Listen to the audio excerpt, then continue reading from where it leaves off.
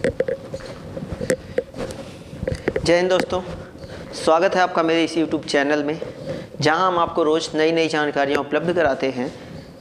और आपका हमारे साथ जुड़ने के लिए आप लोगों का बहुत बहुत धन्यवाद। दोस्तों, आज वीडियो में आपके लिए जो लेके आया हूं वो बहुत ही उपयोगी वीडियो आपके लिए होगा, क्योंकि लगभग सभी कम्पिटिटिव एग्ज़ाम में या यूपी बोर्ड की बात करें तो ये पूछा जाता है।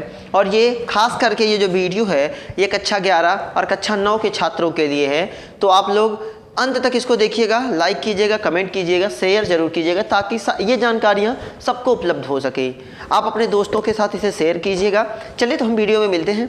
क्या कहता है, क्या है ये बात करते हैं। आज हम पढ़ने वाले हैं द्रव्यमान संरक्षण का नियम। क्या पढ़ेंगे आज हम पढ़ेंगे द्रव्यमान संरक्षण का नियम।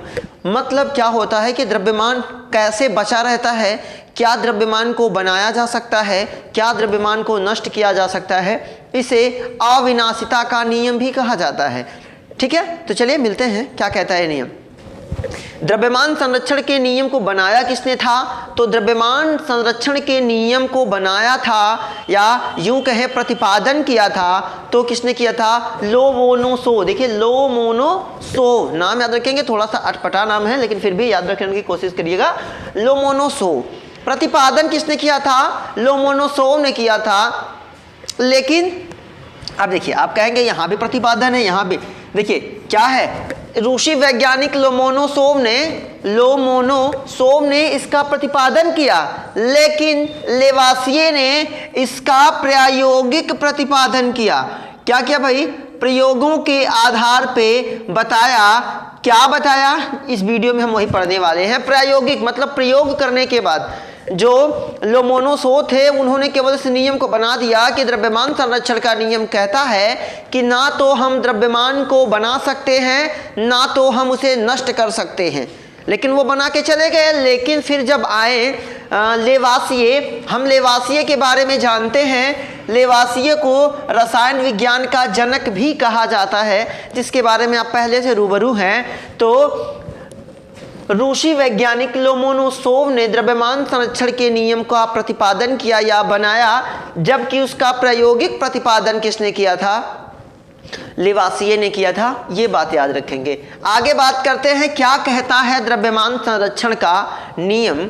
तो देखिए, द्रव्यमान संरक्षण का नियम कहता है कि जब भी कोई रासायनिक अभिक्रिया होती है, जब भी कोई रासायनिक परिवर्तन या अभिक्रिया होती है, तो उस अभिक्रिया के फलस्वरूप, जब भी कोई रासायनिक अभिक्रिया या रासायनिक परिवर्तन होता है, तो उसके फलस्वरूप ना तो द्रव्यमान का सृजन होता है और ना ही उसका विनाश होता है। आप यूं कहें कि जब भी कोई परिवर्तन, रासायनिक परिवर्तन, आप जानते हैं परिवर्तन दो प्रकार का होता है। एक परिवर्तन होता है भौतिक परिवर्तन और दूसरा होता है रासायनिक परिवर्तन। भौतिक परिवर्तन क्या होता है? वह परिवर्तन जिसमें कोई वस्तु अपनी प्रारंभिक अवस्था को प्राप्त कर जाए, वो क्या होता है? वो होता है भौतिक परिवर्तन। जैसे मोमबत्ती का जलना, मोम को आप जला देंगे, फिर दोबारा जलाने के बाद आप मोम को दोबारा प्राप्त कर सकते हैं। तो ऐसा परिवर्तन जिसमें कोई वस्तु अपनी प्रारंभिक अवस्था को प्राप्त कर जाए, वो भौतिक परिवर्तन।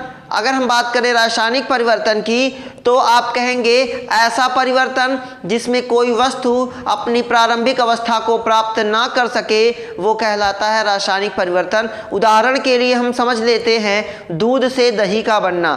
दूध से दही तो बन जाती है, लेकिन फिर दही से दूध नहीं बनती। तो ऐसा परिवर्तन जिसमें कोई वस्तु अपनी प्रारंभिक अवस्था को प्राप्त ना कर सके, उसे क्या बोला जाता है भाई? उसे बोला जाता है रासायनिक परिवर्तन।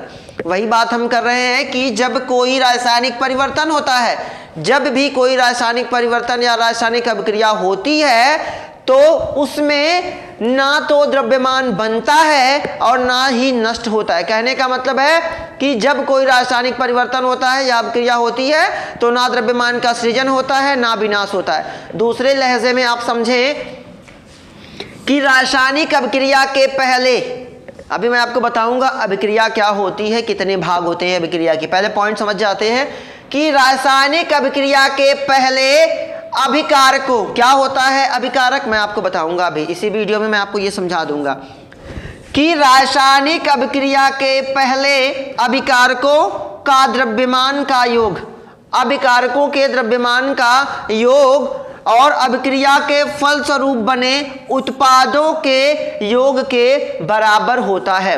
कहने का मतलब पहले समझ जाएं कुछ पॉइंट, अभिक्रिया, अभिकारक और तीसरा पॉइंट उत्पाद। क्या होता है अभिकारक, क्या होती है अभिक्रिया, क्या होता है उत्पाद। तो देखिए पहले हम एक एक को समझते हैं। तो सबसे पहले समझ जाते हैं अभिक्रिया के बारे में।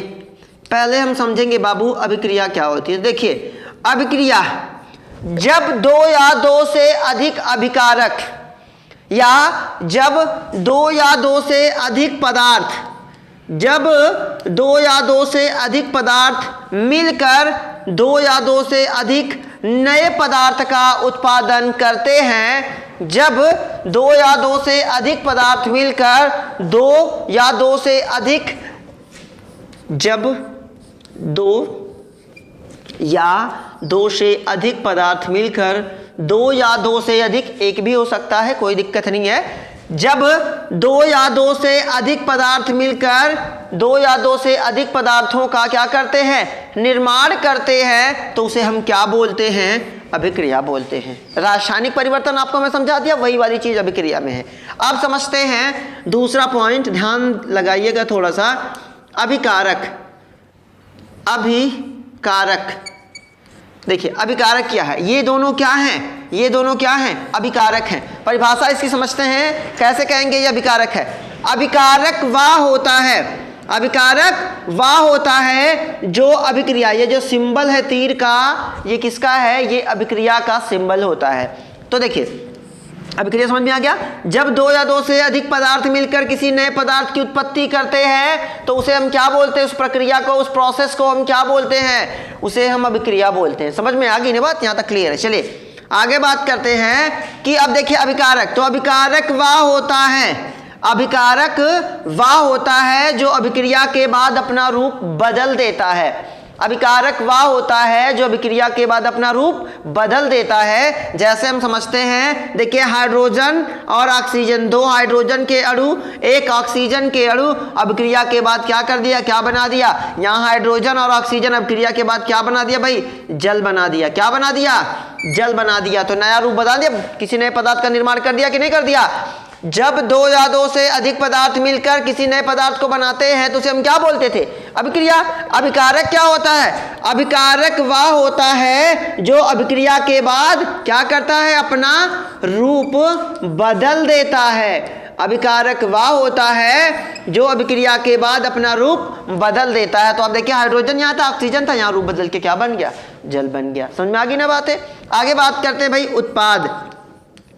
क्या होता है उत्पाद, तो उत्पाद की बात कर लें तो उत्पाद वह होता है अभिक्रिया के फलस्वरूप, अभिक्रिया के फलस्वरूप बने नए पदार्थ को हम क्या बोलते हैं, उत्पाद बोलते हैं। अभिक्रिया के फलस्वरूप बने नए पदार्थ को हम क्या बोलते हैं, उत्पाद बोलते हैं। तो मुझे लगता है आपको अभिक्रिया, अभिकारक और उत्पाद समझ में आ गया।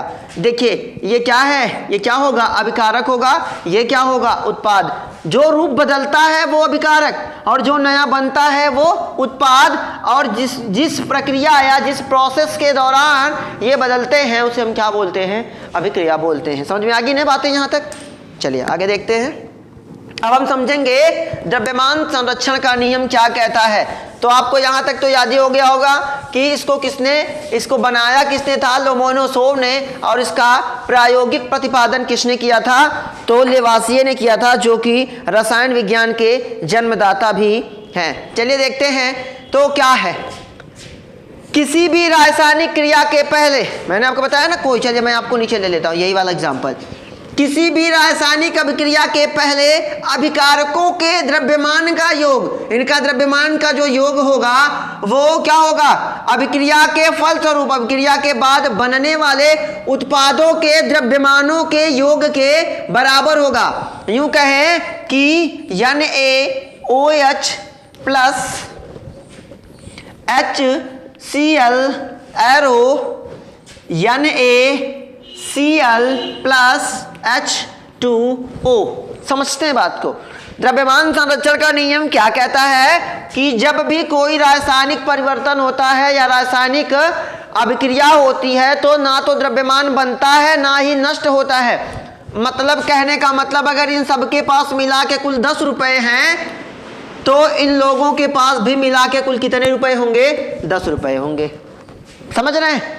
क्या कहता है कि ना तो किसी रासायनिक परिवर्तन के फलस्वरूप ना तो द्रव्यमान बनेगा ना ही क्या होगा? नष्ट होगा। तो इसका मतलब जितना द्रव्यमान इन सबका जोड़ के होगा उतना ही द्रव्यमान इन सबका जोड़ के होगा। समझ रहे हैं? अभिक्रिया के पहले तो ये अभिक्रिया का सिंबल है, ये अभिक्रिया के पहले तो इसे हम क्या बोलते थे? इसे हम बोलते थे अभिकारक। और इसे हम क्या बोलते थे? इसे बोलते थे हम उत्पाद। और ये क्या था? अभिक्रिया। समझ गए कि नहीं? तो किसी ये अभिक्रिया है तो अभिक्रिया के पहले जो अभिकारक होते हैं, ये अभिकारक है, आप जानते हैं, ये जानते हैं, है ना, कि अभिक्रिया के पहले जो अभिकारक होते हैं उनके द्रव्यमानों का योग अभिक्रिया के फलस्वरूप अभिक्रिया के बाद जो उत्पाद बने हैं उनके द्रव्यमानों के योग के क्या होता है? बराबर होता है। तो हम जांच कर लें भाई कि क्या ये जो समीकरण है या क्या समीकरण सभी ऐसे फॉलो करते हैं? क्या ये सही बात है कि किसी भी अभिक्रिया के बाद ना तो द्रव्यमान बनता है ना तो नष्ट होता है? तो चलिए हम देख लेते हैं। सोडियम की बात करें, एक एक को हम जोड़ देंगे भाई। ऑक्सीजन हो गया, हाइड्रोजन हो गया और फिर हाइड्रोजन है, फिर ठीक है हम जोड़ देते भाई क्लोरीन एक साथ, सॉरी समझते हैं। देखिए अब देखिए द्रव्यमान निकालना है तो सोडियम का परमाणु भार कितना होता है? तो होता है 11 दूनी 22 1 23। और ऑक्सीजन की बात करें तो 8 दूना 16। हाइड्रोजन की बात अगर हम कर ले तो 1 इधर का खत्म हो गया, फिर प्लस हाइड्रोजन 1, क्लोरीन 17 दूनी 34 1 35.5।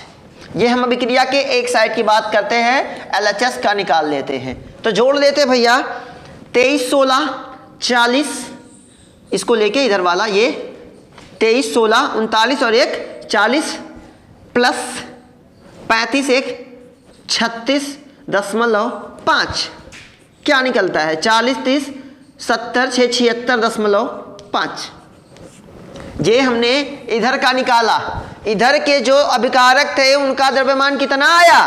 तो 76.5 आया। अब हम देखेंगे कि क्या इधर भी 76.5 ही आता है। अगर आता है तो ये द्रव्यमान संरक्षण का नियम बिल्कुल क्या है? सही है कि ना तो द्रव्यमान का सृजन होता है ना ही क्या होता है? विनाश होता है। तो देख लेते हैं। चलिए अब हम बात करते हैं RHS राइट हैंड साइड की। तो क्या है? Na फिर Cl फिर प्लस H2 है फिर प्लस O। अब देख लेते हैं क्या है, क्या सही बात है।